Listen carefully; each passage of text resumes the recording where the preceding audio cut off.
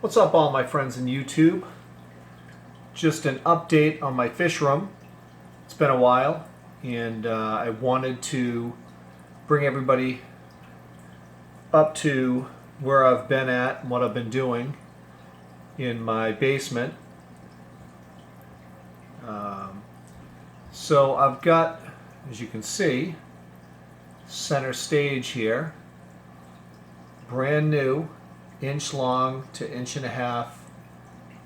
Kitumba Frontosa. These are F2s that I ordered a couple of weeks ago, and I will say I ordered 10.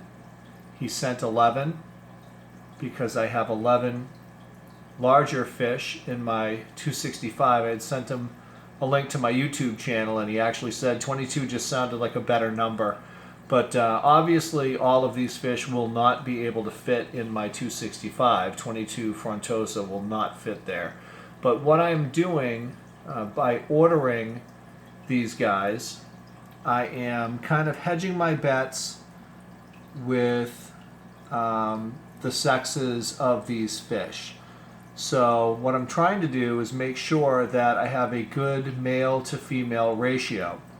One good thing about Frontosa is that the larger they are, the more money they're worth. And these are fairly desirable fish. These are all beautiful fish. Let me see if I can get in without spooking them. They're still a little spooky because they're little, but once they settle down a little bit, these guys are really, really social, which is great. So these guys are right now my bare bottom 40 breeder, and yeah, I'm totally stoked for them. I did not get these guys from the last breeder that I dealt with. These are from a different breeder, which actually makes it a little bit better if I happen to grow these guys out over the next several years. Just kind of broadens the gene pool a little bit. But yeah, I wanted to show you guys what I had going on down here. So I'm doing my weekly water changes. I do about 50% a week on all of my tanks except for the 265, because you guys know I have that drip system already in play in that. But for this, I've got already well-seeded media in this tank, and I've started a sponge filter in here probably 3 weeks ago, and I had some silver dollars in here for a few weeks to get that sponge filter going. But I also have a fluval hang on the back as well. Love those filters. They're great filters. I've been using the same model filters for 20 or more years now, and they just can't be beat. So those are my new Kitumbas. So I've got F1s in the 265, and these are all F2s. So stoked for that. Right underneath this, in this rack that I have, yep, goldfish. I've got a Ranchu, a Panda, and an Oranda. So these guys here are a whole lot of fun. I've never really had fancy goldfish before, but I will tell you that these guys are a ton of fun. They're very interactive. There's not a lot in this tank right now. I am going to probably drop some plants and stuff in this tank just for them to hang out with and chill with. But these guys are really, really fun.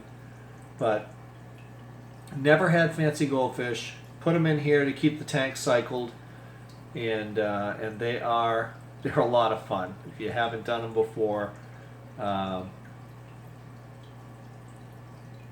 just a lot of fun. And then of course over here I've got my bow front. Sorry for the reflection. I got my computer on behind me, editing some video. But let me try to block it with my body a little bit. But So I've got my Tapajos geophagus in here, and they are gorgeous.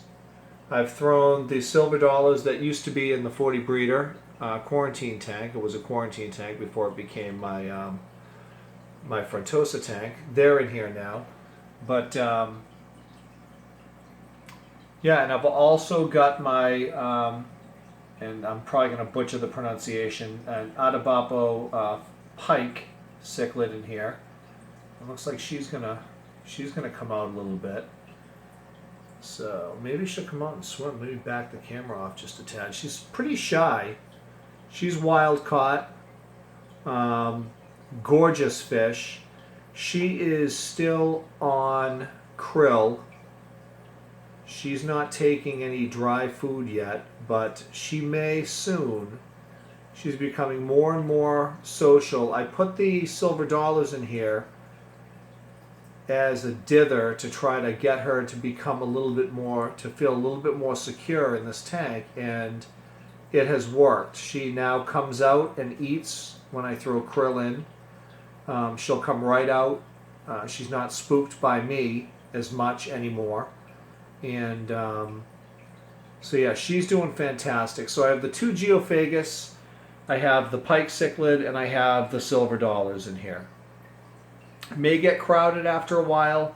My intention at some point, if I can get this pike eating pellet, then I may transfer that into my my 135 upstairs. But until then, they're pretty comfortable here. Tank is doing well. Not worried about it at this point. And I'm going to pause it in a sec, and I'll bring you guys over to the 265 so you can see that. So I will be right back. All right, back again. 265 Frontosa. Yeah, nothing's really changed with this. I have, these guys are growing. There's no doubt. I would say the smallest is probably the little guy on the left-hand side of your screen, the very top, the highest up. He's probably 3.5, and the biggest closer to the bottom in the center stage, and then there's another guy behind him, kind of in the mix. Those guys are probably pushing 5. So that's about right, I think, for, I mean, so you can basically kind of gauge the size of all the other guys in the tank on those fish there. So between 3.5 to 5.5 inches for the fish in here. And these guys are right around a year and a couple of months. So that's about right. My diatom algae is it's starting to break up a little bit.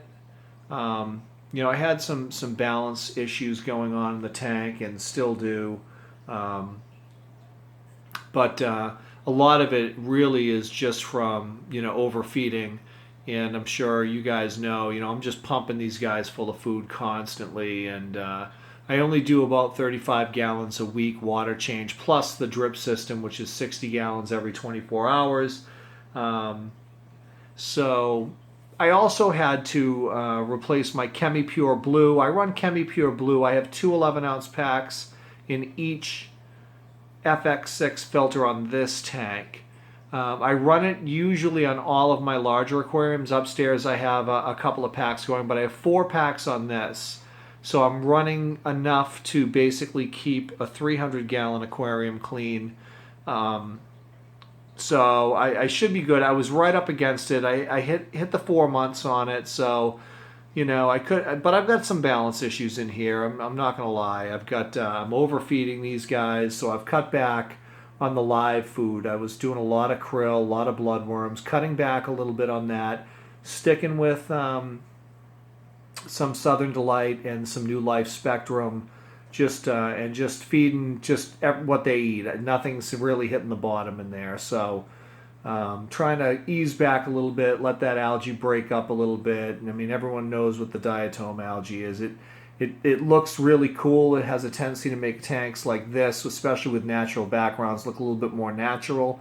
But it does get on the glass. It becomes a pain to keep clean, and it will break up and dissipate and die off and on its own at some point once I get the balance achieved in the tank. But that's where I'm at, and that is the basement fish room.